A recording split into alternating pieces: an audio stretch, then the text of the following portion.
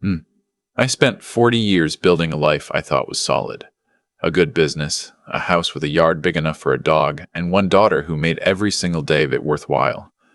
When my wife passed 8 years ago, it was my daughter who kept me from falling apart. She'd show up on Sunday mornings with coffee and bad jokes, and somehow that was enough. So when she called me last spring to say she'd met someone, really met someone, not just another date that faded out, I told myself I was happy for her. I mostly was. His name was Victor. Victor Hale. He came from money. Or said he did. He had the kind of confidence that fills a room before you even shake hands. My daughter, Claire, looked at him the way her mother used to look at the ocean, like she could stand there forever and never get tired of it. I noticed that. A father notices everything, even when he doesn't say a word. They got engaged after 7 months. Fast, yes. But Claire was 34, not some kid, and she told me he made her feel safe. That word stopped me. Safe. Her mother and I never used that word about each other. We used words like infuriating and stubborn, and mine. I wasn't sure what to make of a love built on feeling safe.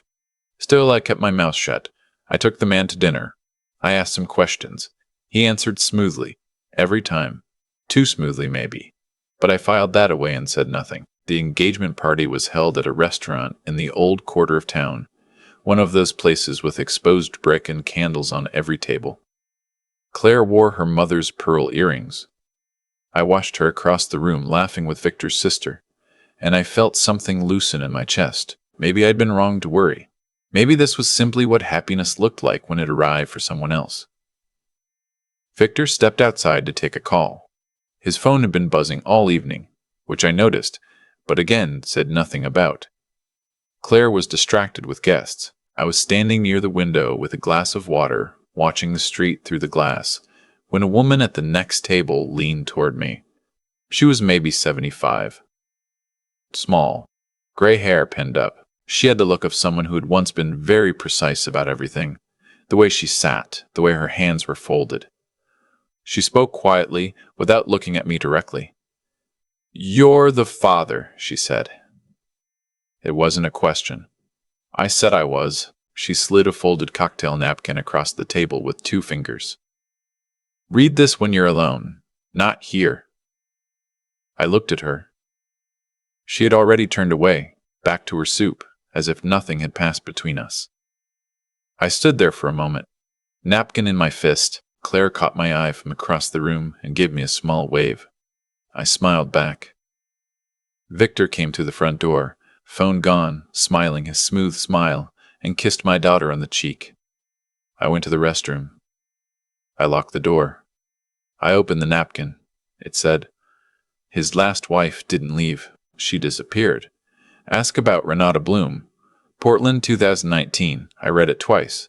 Then a third time. I folded it back up and put it in my jacket pocket. I washed my hands. I looked at myself in the mirror for a long moment. 63 years old, gray at the temples, a man who had always believed you gave people the benefit of the doubt until they gave you a reason not to. I walked back out and finished the evening. I laughed at the right moments. I toasted the couple. I hugged my daughter goodnight and told her I was proud of her. On the drive home, my hands were steady on the wheel, but my mind was already somewhere else entirely. I didn't sleep that night. I sat at the kitchen table with my laptop, and I started with the name on the napkin, Renata Bloom, Portland, Oregon, 2019. It took less than an hour to find her. She'd been in the local news, a missing persons case that went quiet after about 6 weeks. Renata Bloom, 31 years old, an interior designer, last seen leaving her apartment building in early March. Her car was found at a trailhead outside the city. No body, no arrest, case listed as open and inactive. And there, in a short follow-up article from the following year, a quote from her older sister. The police spoke to her boyfriend at the time. He cooperated fully. He moved away shortly after. We never heard from him again. No name given for the boyfriend. I searched Victor Hale. He had a professional profile, a LinkedIn page, a few mentions in real estate trade publications. Nothing alarming. I searched the combination, Victor Hale, Portland, Renata Bloom, and got nothing. That's when I understood that absence can tell you just as much as presence. The next morning I called a friend of mine, Pete Calloway. retired detective, 26 years on the force, now does private consulting. We'd known each other since our kids were in Little League together. I told him I needed a favor. I told him what I'd found. He was quiet for a moment. Then he said, "Send me everything you have. Give me a few days." I didn't tell Claire any of this. I want to be clear about that because I've asked myself many times whether that was the right call. I decided it was. I had a name on a napkin. I had a missing woman and a timeline. I had nothing else. I wasn't going to walk into my daughter's happiness with a napkin and a theory. Pete called me back in 4 days. His voice had changed. Flatter. More careful. His name wasn't always Victor Hale, he said. Before 2018, he was Victor Harlan. Changed it legally. He was questioned in Portland in connection with Renata Bloom's disappearance. Nothing was ever charged. He had a lawyer involved within 24 hours of the first interview, which is interesting on its own. What else? I said. There's a pattern with his finances. He's been named in at least 2 civil disputes, both involving women, both involving property or assets that changed hands just before or just after a relationship ended. The case is settled. Everything's sealed. I asked if he thought Claire was in danger. Pete said, "I think you need to take this seriously." I asked what that meant practically. He said, "It means you need to find out what he wants from her before he gets it." Claire owned her mother's house free and clear. It had been left to her in my wife's will, a Victorian on the north side of town. 3 bedrooms, a garden my wife had spent 20 years shaping into something beautiful. It was worth considerably more than it had been when we bought it. That was the kind of thing a man like Victor would know before the second date. I started paying attention differently after that. I noticed that Victor had been talking to Claire about consolidating their finances before the wedding. I noticed that he'd mentioned, casually, that the house might need significant structural work. Repairs Claire hadn't heard about until he brought them up. I noticed that he had a real estate attorney who he'd introduced to Claire as a friend. I noticed Claire was starting to sound like him when she talked about the house. Not her house. Their future. Their investment. Their plans. I went back to the restaurant. I went on a weekday afternoon, not expecting much. I asked the host if an older woman had been a regular. I described her. The host thought for a moment and said there was a woman who came in alone most Thursdays. He didn't know her name. I came back the following Thursday. She was there. Same table. Soup again. I asked if I could sit down. She looked at me for a moment, then nodded. Her name was Miriam. She didn't offer a last name, and I didn't ask. She had been a paralegal for 30 years. She'd retired. She spent her Thursdays at this restaurant because her late husband had proposed to her at this table, and she wasn't ready to stop coming. She told me she had known Renata Bloom's family. Not well, distantly. She had followed the case. She had seen Victor at a fundraising event 2 years ago, before he appeared in our town, and had recognized something in the way he operated. The charm, the velocity, the way he looked at women with resources and saw a transaction. I didn't know what to do with it, she said. And then I saw you standing there at that party, looking at him the way a man looks at something he doesn't quite trust.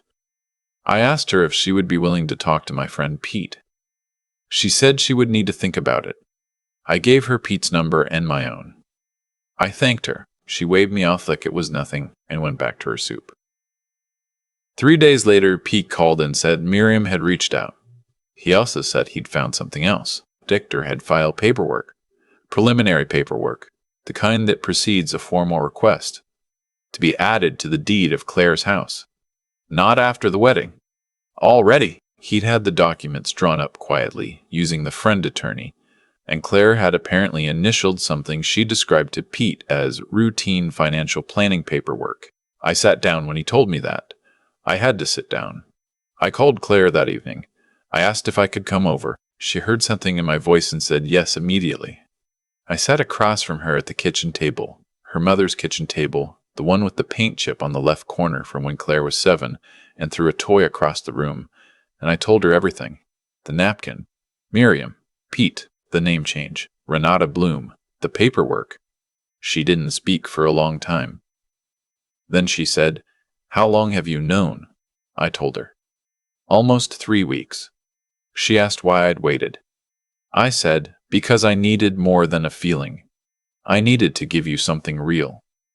She looked at the table. Her hands were flat on the surface, very still, the way her mother's used to get when she was thinking hard. She said, "I initialed things I didn't read." He said it was standard. Her voice was very quiet. I said, "I know." She said, "Dad, I really thought, I know." I said again, "That's on him, not on you. None of this is on you." She cried then. Not for a long time, but real tears, the kind that come from somewhere deep. I didn't try to fix it or move past it. I let her feel it. After a while, she sat up straight and wiped her face and said, "What do we do now?" That was my daughter. That was always my daughter. Pete had been building a case carefully, the right way, the legal way. He'd connected with a detective in Portland who had always believed the Renata Bloom case had more to it than the official record showed. He had documentation of the property maneuver Victor had attempted. He had Miriam's testimony and her records from when she'd seen him 2 years before. Claire went to her own attorney, not Victor's friend, and had the initial documents reviewed. The attorney found that Claire had unknowingly signed a form that could be used to support a co-ownership claim. The attorney moved immediately to have it voided on the grounds of misrepresentation. Victor didn't know any of this was happening. He kept calling Claire. She kept responding normally. She was better at it than I would have been. The moment things moved was on a Tuesday morning. Pete had coordinated with local detectives and with the Portland investigator. They brought Victor in for questioning in connection with the Renata Bloom case. New evidence had emerged from the financial trail Pete had helped document. At the same time, the civil fraud complaint regarding the property documents was filed. I was at Claire's house when she got the call that he'd been detained. She stood in the kitchen with the phone against her ear and just listened. When she hung up, she set the phone down carefully and looked out the window at her mother's garden. "It's over?" she said. I said I thought so, at least this part. She nodded. Then she said, "I need to call my attorney." I watched her walk into the other room, already dialing, already moving forward. Her mother's daughter in every way that mattered, Victor Harlan, was held for questioning and ultimately charged in connection with financial fraud. The Portland investigation was reopened. I won't pretend I know how that ends. The law moves slowly, and I've lived long enough not to expect neat conclusions. But Claire's house is hers. The documents were voided. The attorney made sure of that. Miriam came to dinner once, a few weeks later. Just the three of us, Miriam, Claire, and me, at a quiet restaurant. She had soup.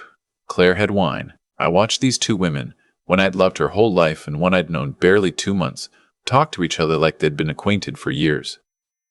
On the way home, Claire was quiet for a long time. Then she said, "You never told me what you were doing. You just quietly figured it out." I said, "I didn't want to be wrong." She said, "What if you had been? What if it had all been nothing?" I said. "Then I would have apologized to Victor and to you, and life would have gone on." She thought about that. Then she said, "Do you think she's okay, Renata?" I said I didn't know. I said I hope so. She nodded and looked out the window at the dark passing street. I've thought about that question many times since. I still don't have an answer. What I have is this: a daughter who is safe, a house that is hers, and the memory of a small woman at a restaurant table who folded a note with 2 fingers and changed everything. My wife used to say that most people are sleepwalking through their lives, and the ones who are really awake, really paying attention, are rarer than we think. I believe she was right. Miriam was awake. And because she was, I had a chance to be. Pay attention to the paperwork. Pay attention to the rush. Pay attention to the man who makes your daughter feel safe before she's had a chance to learn who he really is. Safe isn't always what it sounds like. Sometimes safe is just the word a careful person uses to lower your guard. I still keep the napkin. It's in the drawer of my bedside table, unfolded now, soft at the creases.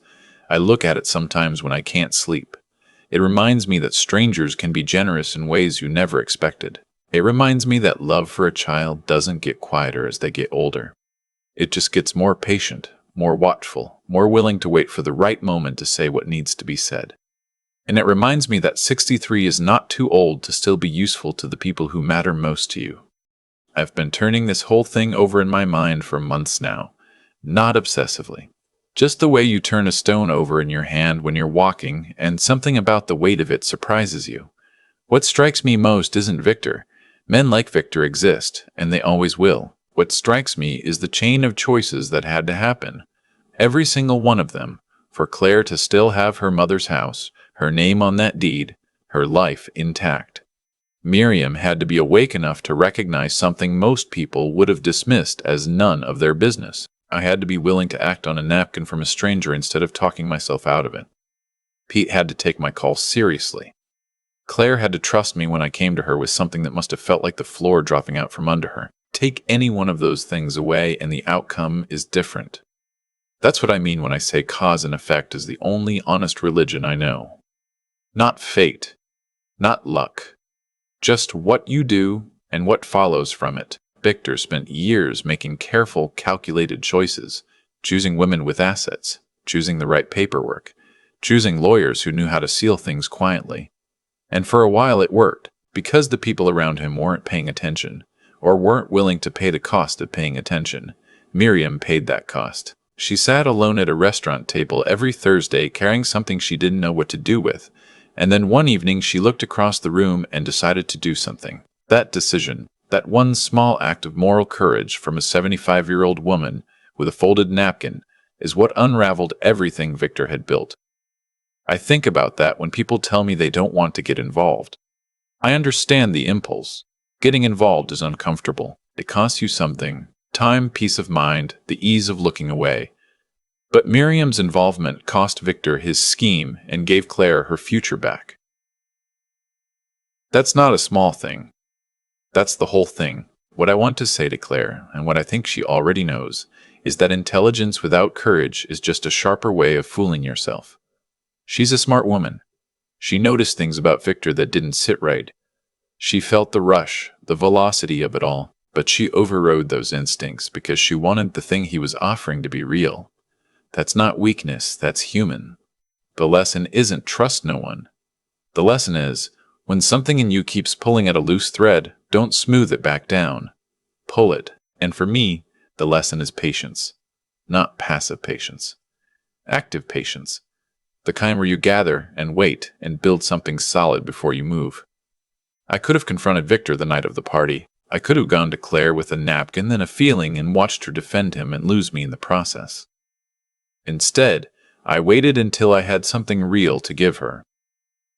That restraint was the hardest part. It was also the most important part. We don't always get to see the full consequence of the things we do. I don't know what happens to Renata Bloom's case. I may never know. But I know Claire is okay. I know Miriam had soup at that restaurant last month and waved me off when I tried to thank her again. I know that the deed to a Victorian house on the north side of town still has one name on it. That's enough. Most days, that is more than enough.